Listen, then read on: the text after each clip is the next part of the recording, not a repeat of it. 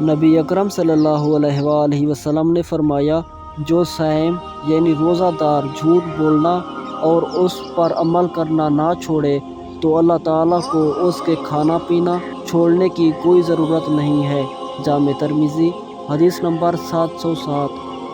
نبی اکرم صلی اللہ علیہ وآلہ وسلم نے فرمایا، سحری کھاؤ کیونکہ سحری میں برکت ہے۔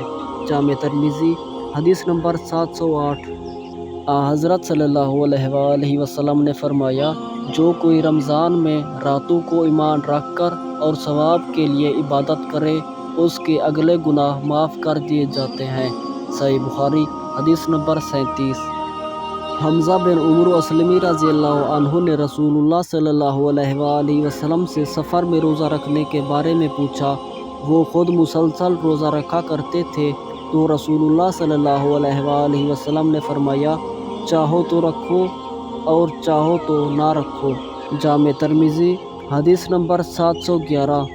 نبی اکرم صلی اللہ علیہ وآلہ وسلم مغرب پڑھنے سے پہلے چند تر کھجوروں سے افطار کرتے تھے، اور اگر تر کھجوریں نہ ہوتی تو چند خشک کھجوریں، اور اگر خشک کھجوریں بھی میسر نہ ہوتی تو پانی کے چند گھونٹ پی لیتے۔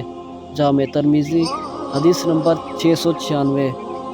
حضرت ابو ہریرہ رضی اللہ عنہ بیان کرتے ہیں کہ مجھے میرے دلی محبوب صلی اللہ علیہ وآلہ وسلم نے 3 باتوں کی تاکید فرمائی کہ شروع رات میں وتر پڑھ لیا کروں، فجر کی سنتوں کی پابندی کروں اور ہر مہینے کے 3 نفلی روزے رکھوں۔